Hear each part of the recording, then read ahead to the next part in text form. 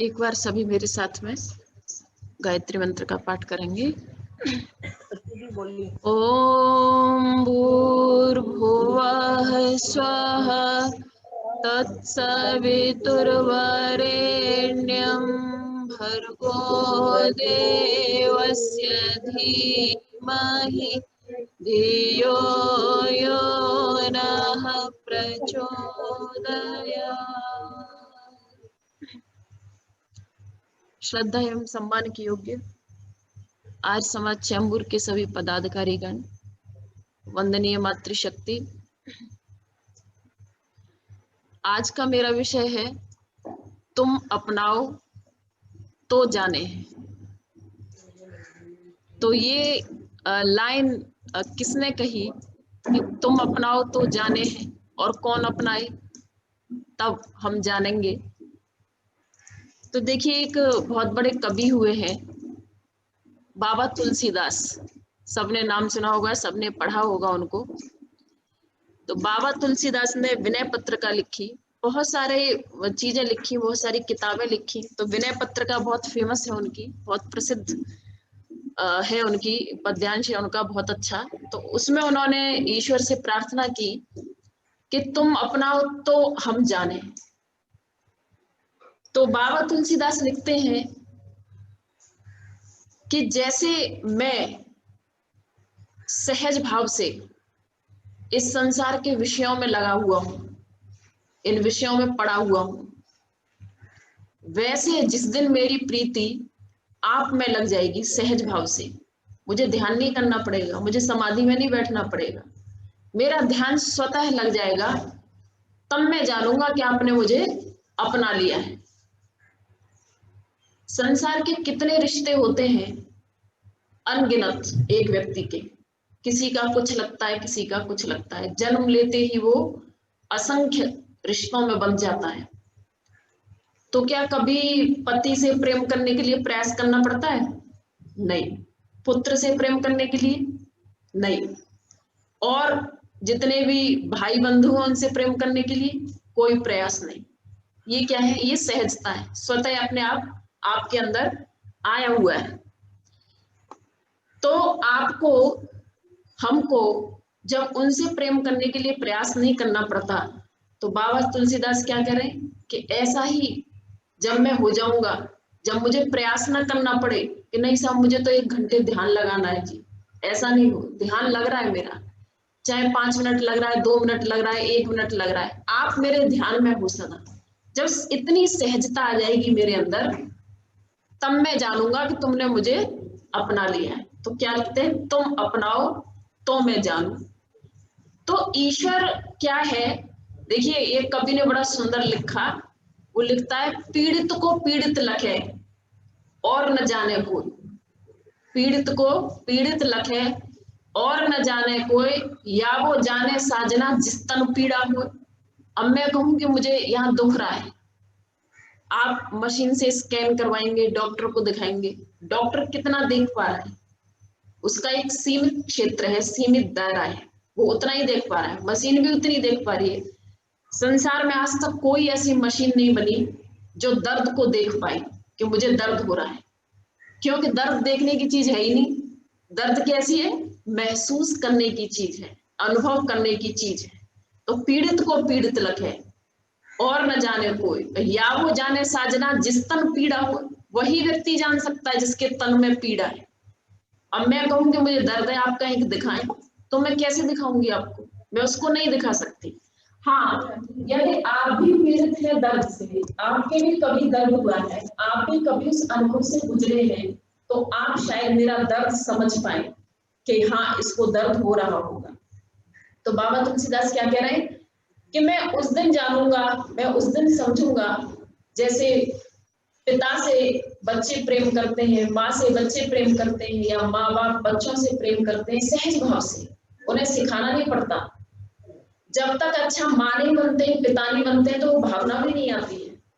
जब बच्चे होते हैं, बाल्यकाल होता है, तो शायद हम कभी ना सोचते होंगे कि हम अपने बच्चों को इतना प्यार करेंगे, लेकिन जब बच्चा हो जाता है तो स्वाभाविक रूप से आपके अंदर प्रेम आता है। तो वो कहते हैं कि इतना प्रेम जब मेरे अंदर आ जाएगा, तब मैं जानूंगा कि आपने मुझे अपना लिया है। फिर उन्होंने कुछ कसौटियां लिखी।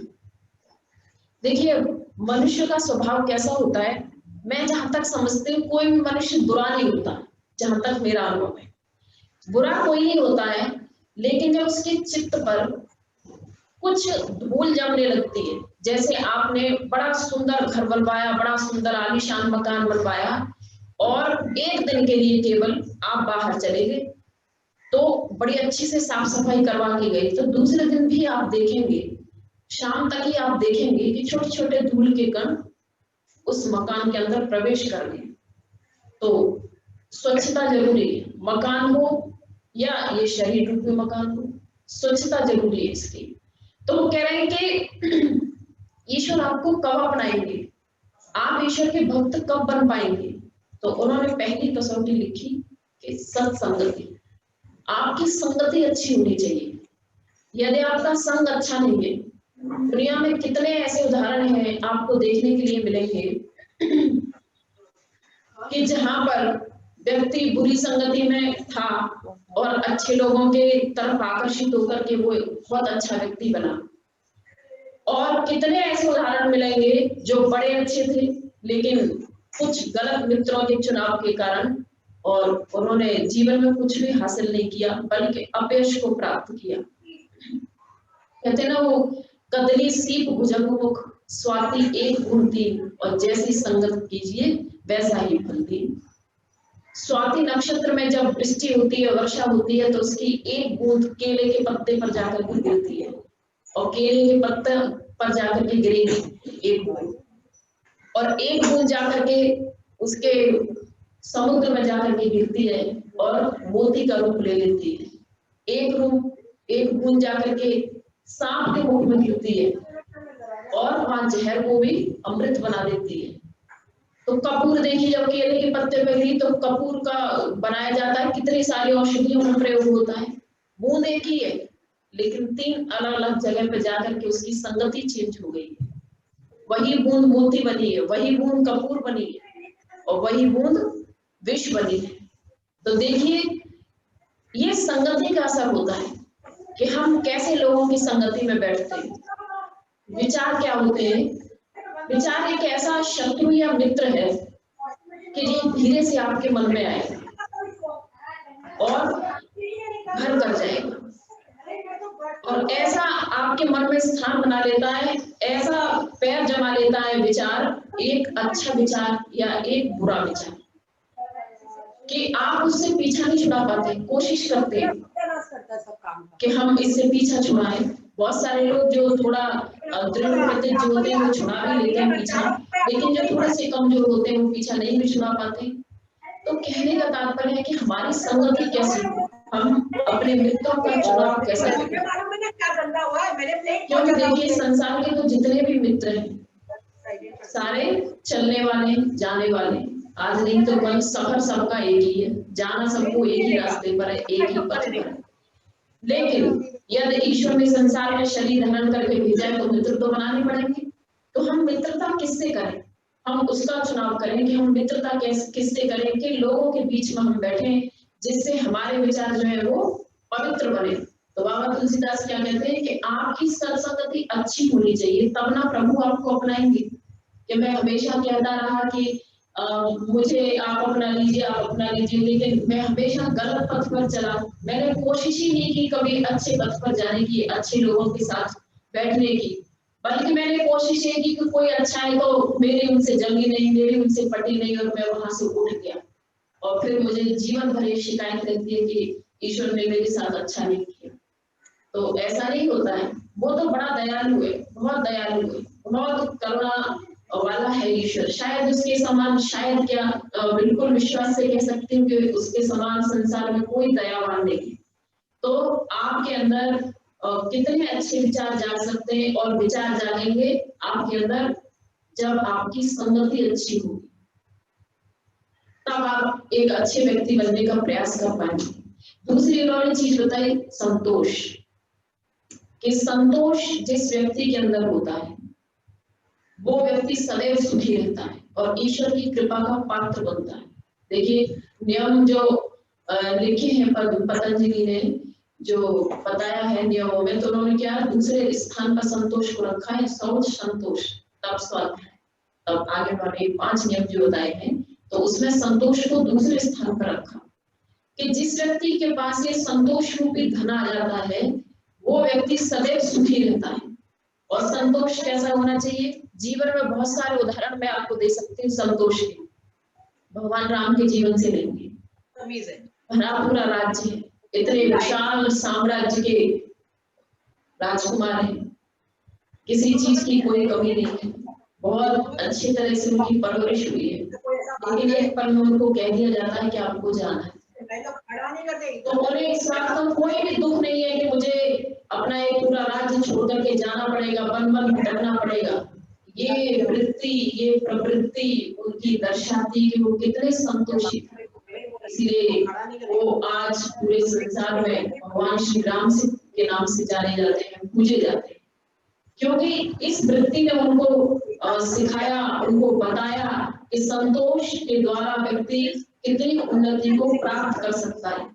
तो बाबा तुलसीदास कहते हैं कि मैं ईश्वर की कृपा का पात्र तब बनूंगा, तब वो मुझे अपनाएंगे जब मेरे अंदर एक संतोष की वृत्ति आ जाएगी।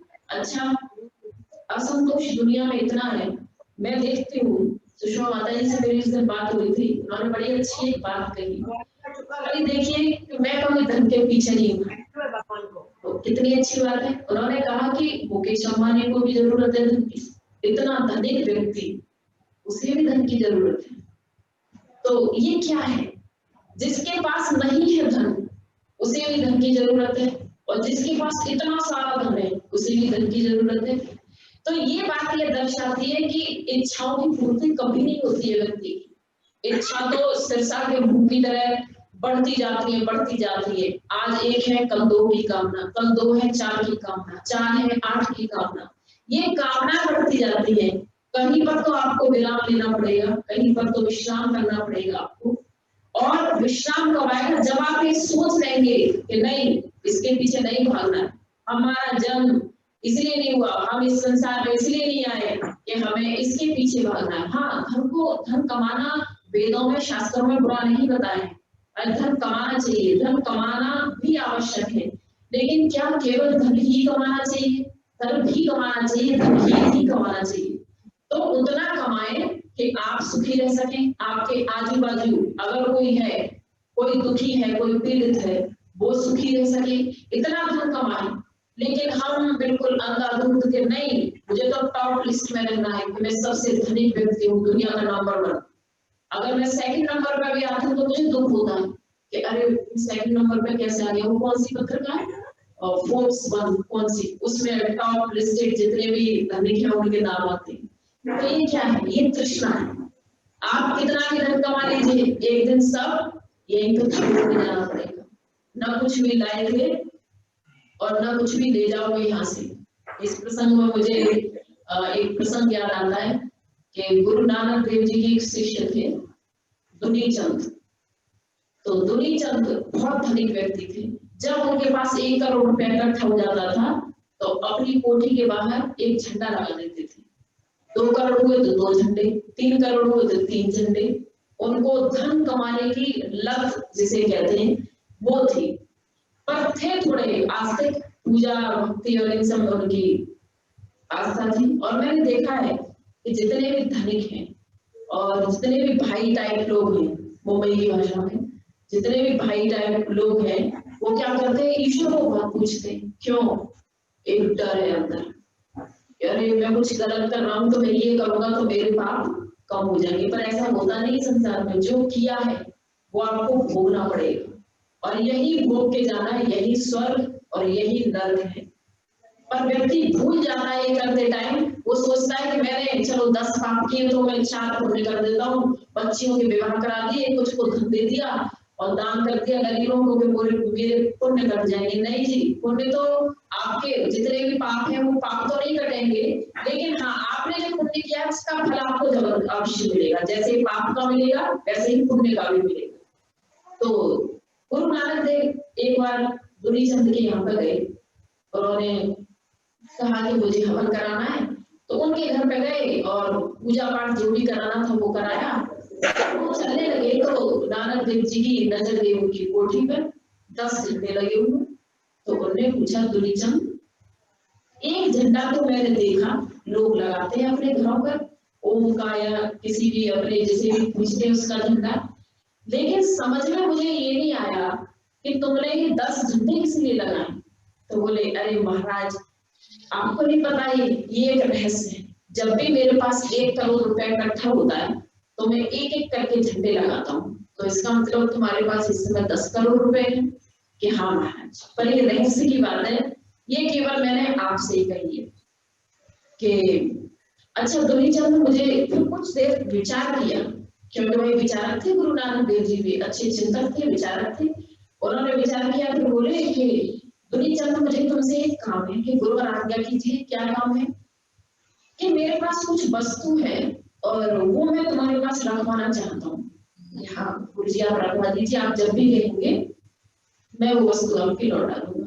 तो उन्होंने अपनी जेब से एक सुई निकाली छोटी सी और बोले, कैसे रख लो? कि सुई?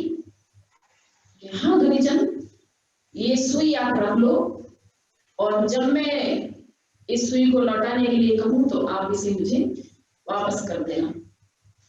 कि ठीक है गुरु जी, पर आप कब आएंगे? कि मृत्यु के पश्चात मैं इस सुई को लेने आऊंगा। कि ठीक है गुरु जी। दिमाग नहीं चला, मृत्यु के पश्चात जब गुरु जी जाने लगे तो पत्नी ने बोला, अरे कैसी विचित्र बात सुनी है आपने, और कैसी विचित्र बात आपके गुरु ने आपसे कही, कि क्या हुआ? तो उन्होंने कहा है कि मृत्यु के पश्चात वो अपनी सुई लेने आएंगे। मृत्यु के पश्चात क्या कोई कुछ लेने आता है? तो बोले, ये बात तो ठीक है गुरु जी, रुकिए। कि हाँ क्या हुआ? कि गुरु जी, सुई मृत्यु के पश्चात कैसे दूंगा मैं? तो बोले, अच्छा बात समझ में आई तुम्हारी, में सुई जैसी छोटी चीज तुम यहाँ से नहीं ले जा सकते हो, और 10 करोड़ रुपए इकट्ठा कर लिया और झंडे लगाते हो अपने घर के ऊपर। अरे इसे बांट दो, जिसको इसकी जरूरत है, जितनी आवश्यकता है तुमको है वो तुम अपने पास रखो, बाकी को से बांट दो जिन लोगों को इसकी आवश्यकता है। तो दुलीचंद ने गुरु के आगे सिर झुकाया। तो देखिए, वो व्यक्ति बुरा नहीं था, लेकिन उसे जैसे पैसा कमाने की हवस थी, पर संगति उसकी अच्छी थी कि उसे गुरु नानक देव जैसा गुरु मिला। इस सुई जैसी छोटी वस्तु आप इस संसार से नहीं ले जा सकते और हम समेटने में लगे, इकट्ठा करने में लगे। तो उन्होंने कहा कि आप जो है संतोष को अपनाइए जीवन में, कि संतोष जब आपके अंदर होगा, अरे ठीक है काम करना है काम करिए, लेकिन जितनी आवश्यकता आपको है, क्या करेंगे इतने पैसों का? मैं देखती हूँ और पढ़ती हूँ, देखती हूँ, सुनती हूँ न्यूज में कि इतने करोड़ में विवाह हुए, 500 करोड़ की 1000 करोड़, मतलब संख्या भी सुनने में इतनी लगती है कि वास्तव में है कि या ये फेक है। पर फेक तो नहीं, क्योंकि इतनी सारी मैगजीन्स में इनके नंबर्स आते हैं कि ये टॉप 1 पर है, 2 पर है। तो इतनी दौलत हम क्या करेंगे? आप कितनी पीढ़ियों तक से कोई दौलत खाई थोड़ी जाती है, आप इसको बांट दीजिए समाज में जिनको इसकी आवश्यकता है। कितने लोग ऐसे इस दुनिया में कि जिनको 2 वक्त की रोटी नहीं मिल रही है, बेचारे भूखे, आप कुछ नहीं कर सकते। तीसरा गुण तुलसीदास ने करुणा भी बताया कि करुणा, जिस व्यक्ति के अंदर करुणा नहीं होती है वो व्यक्ति है ना, जो भरा नहीं है भावों से, जिसमें बहती रसधार नहीं, और वो हृदय नहीं, वो पत्थर है जिसको स्वदेश से प्यार नहीं। स्वदेश में क्या क्या आएगा? ये जो जितने गरीब लोग जो रोटी के लिए तरस रहे, ये नहीं आएंगे क्या उसके अंदर? कि आप अंदर करुणा की धारा नहीं है, करुणा के भाव आपके अंदर नहीं है कि कोई व्यक्ति रोटी के लिए तरस रहा है, आप अच्छे से अच्छा भोजन खा रहे हैं, आप अच्छे से अच्छे कपड़े पहन रहे हैं, आप अच्छे से अच्छी ज्वेलरी पहन रहे हैं, और वो व्यक्ति रोटी तक के लिए मोहताज है, तो आप कैसे मनुष्य हैं? जब ये लेंगे तो आपको भी इस संसार से कुछ नहीं जाना। यहीं पर सारे लोगों का निर्धारण होता है, यहीं पर सारे कर्मों का निर्धारण होता है, यहीं पर आपके जितने भी पाप और पुण्य है उनका हिसाब करते हैं ईश्वर। यही तो स्वर्ग। सोच ही नहीं रहे इस बारे में कि आखिर हमारा जन्म, हम इस संसार में क्यों है। नागेश जी कहते हैं ना, 3 प्रश्न किया करो अपने आप से कि मेरे आने का उद्देश्य क्या है, मैं कौन हूँ, मैं क्यों आया हूँ इस संसार में। तो प्रत्येक व्यक्ति जब ये प्रश्न अपने आप से करेंगे तब वो जान पाएंगे इस संसार में उनके आने का उद्देश्य क्या है। आप करुणा के भाव रखिए अपने अंदर। एक बहुत प्रसिद्ध दार्शनिक हुए, एक बार वो शाम के टाइम कहीं जा रहे थे निकल करके, तो उन्होंने एक व्यक्ति को देखा, एक बच्चे को, छोटा 13-14 साल का एक बच्चा, और लकड़ी का एक गट्ठर लेकर के सिर पर और जा रहा है। तो जब लकड़ी का गट्ठर लेकर के जा रहा सिर पे, तो उनकी निगाह गई उसके गट्ठर पर।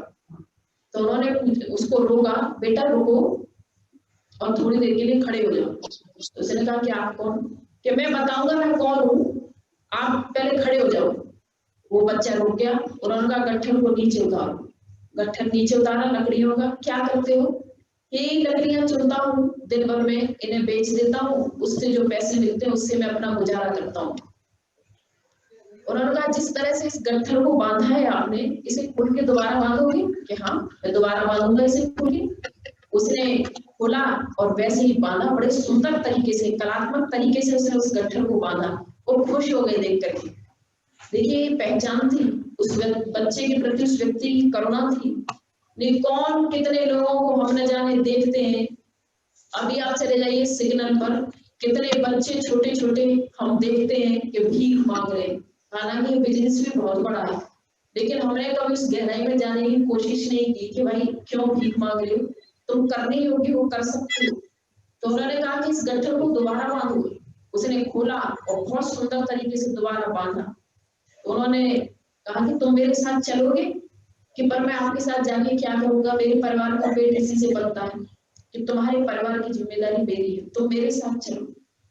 वो व्यक्ति उसको अपने साथ ले गया, बच्चे को, उसकी पढ़ाई लिखाई का खर्चा, उसके खाने पीने का खर्चा उठाया उस व्यक्ति ने, और आगे चल के वो इतना महान दार्शनिक बना। पाइथागोरस नाम सुना होगा।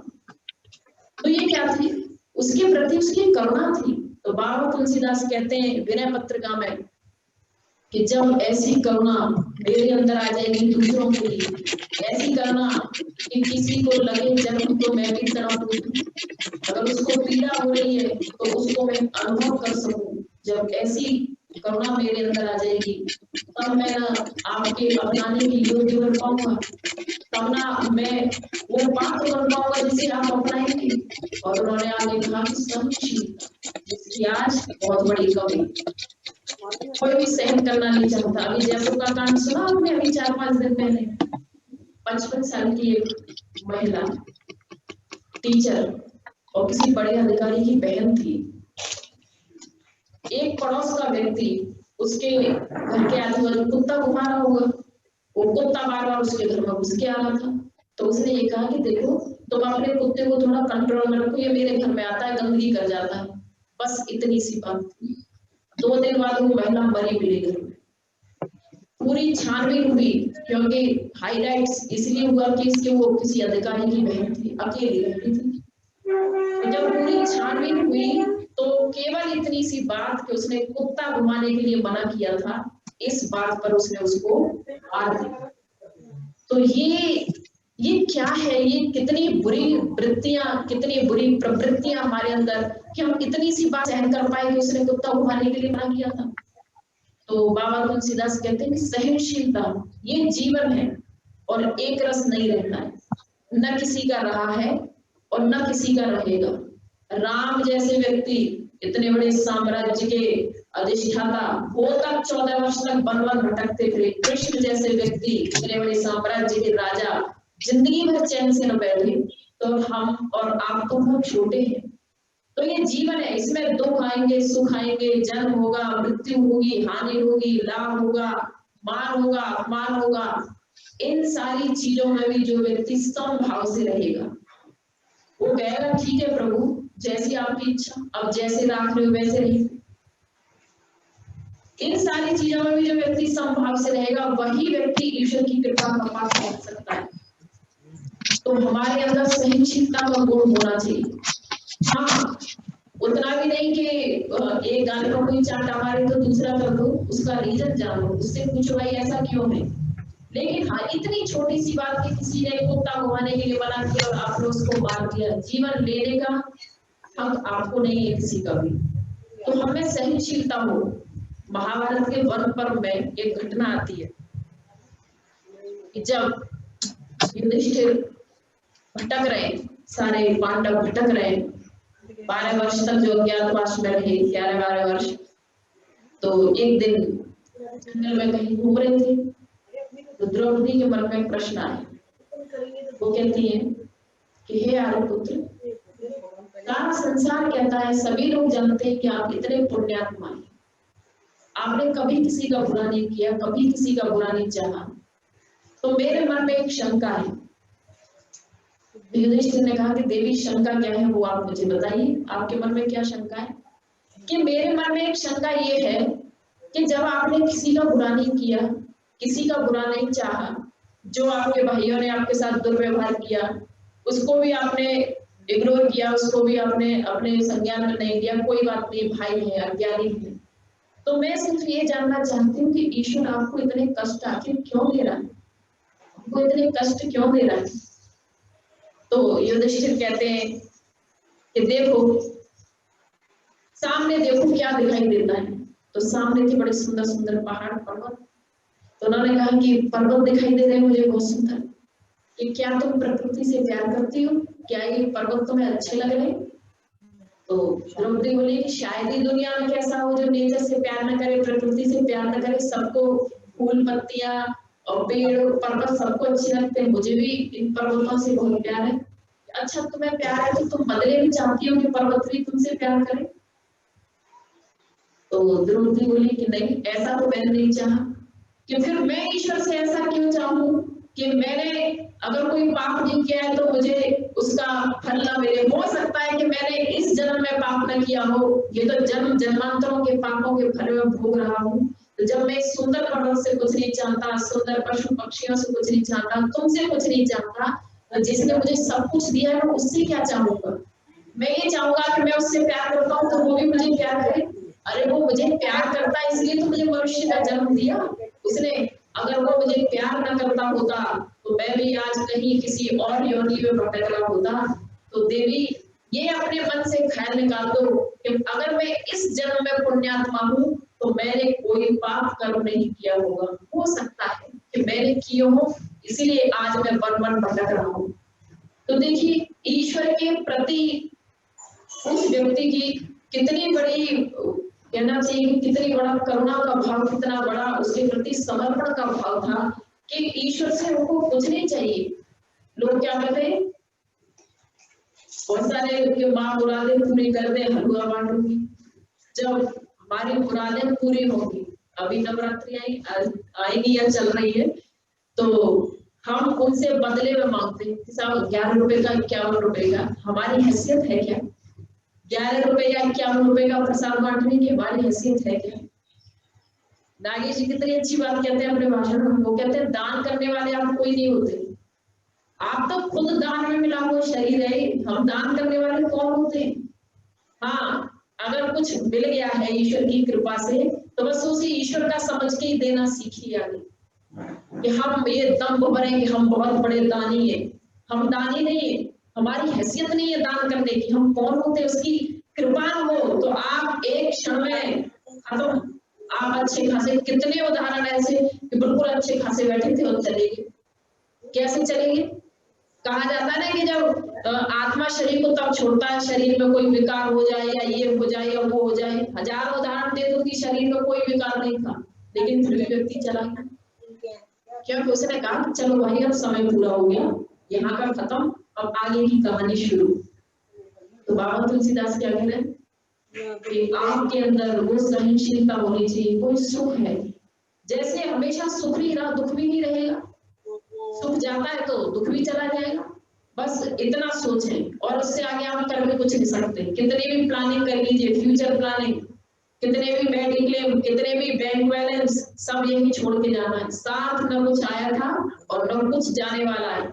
जाने वाले क्या है? जो पिछले कर्म जिसके कारण इंसान बन के, मनुष्य बन के इस योनि में आए, और अब भी वही जाने वाले हैं साथ में, वही कर्म जिसके कारण इस योनि में आए और वही कर्म जिनके कारण अन्य योनि में अब जाने वाले हो सकता है।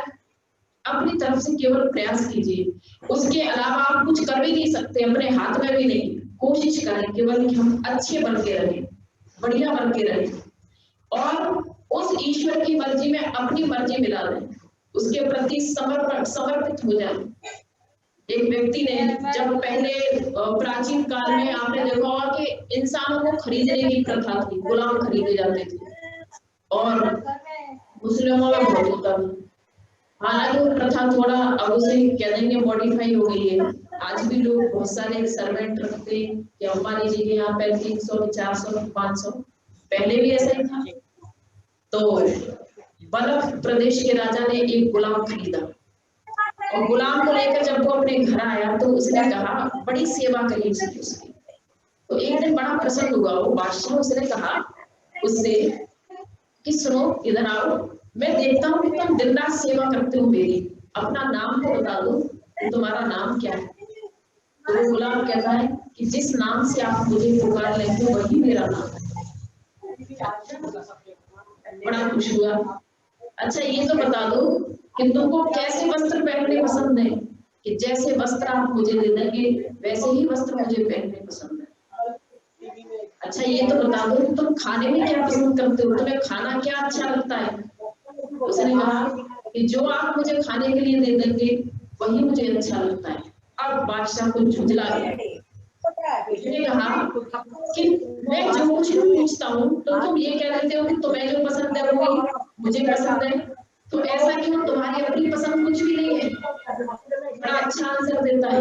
वो कहता है कि बादशाह सलामत, मैं आपका गुलाम हूँ, मेरी अपनी कोई इच्छा नहीं है, मैंने अपनी सारी इच्छाओं को आपकी इच्छा में मिला दिया।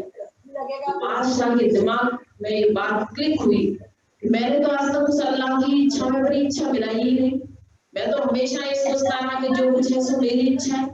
तो उसने उसे मुक्त कर दिया कि तू मेरा गुरु हो गया आज से। ये तो मैंने कभी सोचा ही नहीं था, ये तो मैंने कभी जाना ही नहीं था कि उसकी इच्छा में भी अपनी इच्छा मिलाई जा सकती है। तो कहने का तात्पर्य ये है कि जब हम शरीर धारण करके संसार में आते हैं और यहाँ पर आकर के हम अपना उद्देश्य भूल जाते हैं, तब हमें कठिनाइयों का सामना करना पड़ता है। संसार में अनेकों महापुरुष हुए, बड़े बड़े शक्तिशाली, बड़े बड़े महाराज, राजा, एक छत्र साम्राज्य जिन्होंने किया, लेकिन इस संसार में कोई भी रह नहीं पाए। इस संसार में कोई भी नहीं रह पाया। हर एक व्यक्ति को, प्रत्येक व्यक्ति को इस जगह से जाना पड़ा। तो हम हमेशा कोशिश ये करें कि हम अच्छा बनने की कोशिश करें, अच्छे बन करके हम इस संसार में रहें, और हमारे हाथ में कुछ नहीं, हम कर भी कुछ नहीं सकते। तो मैं सिर्फ इतना कहना चाहती हूँ कि बाबा तुलसीदास ने कहा कि तुम अपनाओ हम तब जाने, हम इन सारे गुणों को अपनाएं। सत्यता, उनमें एक गुण सत्यता भी है, सत्यता को अपनाएं, सच बोलने का प्रयास करें। कुछ नहीं होता है, सत्यता, जो व्यक्ति सच बोलते हैं ना उनका मनोबल जो है बहुत दृढ़ होता है, बहुत पक्के मनोबल के होते हैं व्यक्ति, इसीलिए हमेशा सच बोलने का प्रयास करें, वो डरते नहीं है।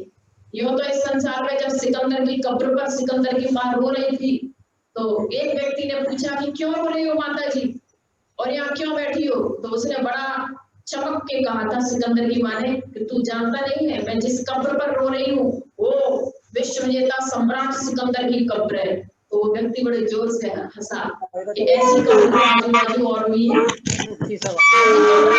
और भी है, और हो सकता है कल को आपकी भी कब्रें खोदी जाएगी। कितने भी सम्राट हुए हो, कितने भी महाराज हुए हो, वो उनका केवल जो अच्छे रहे, उनका यश रूपी शरीर इस संसार में जिंदा रहा है, और जिन्होंने बुरे कर्म किए उनका अपयश इस संसार में जिंदा रहा है। आज तक हम अपयश को गाते हैं, आज तक हम यश को गाते हैं। राम हुए, कृष्ण हुए, युधिष्ठिर हुए, ये इतने सारे राजे महाराजे हुए, इन सबको हम गाते हैं।